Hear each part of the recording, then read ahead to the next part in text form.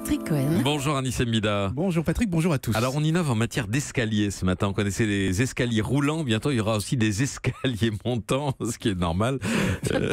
C'est-à-dire avec des marches qui montent et descendent toutes seules. Oui, attention, c'est pas un escalier fou où les marches bougent dans tous les sens comme dans les fêtes foraines. Non, non, c'est un escalier comme les autres.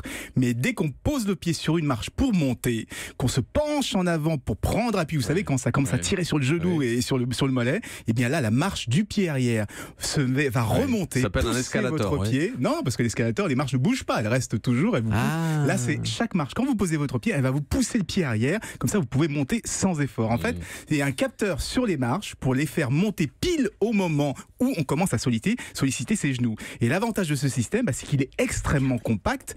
Il ne prend pas plus de place qu'un escalier classique. Donc, on pourra même l'installer dans une maison individuelle pour monter à l'étage sans effort. Des images en ce moment même sur europe1.fr. Il doit quand même y avoir une grosse mécanique derrière. Eh ben non, justement, c'est ce qui est très malin. C'est un système tout simple avec uniquement des poulies et des ressorts. Ce sont les ingénieurs de l'école Georgia Tech aux États-Unis qui l'ont mis au point. Alors ça fonctionne en deux temps. Quand on descend l'escalier, les marches s'enfoncent, ce qui permet d'emmagasiner de l'énergie et de la restituer au moment où on va remonter. Donc c'est beaucoup moins cher que les systèmes actuels qui utilisent des moteurs. Je pense par exemple au monte-escalier.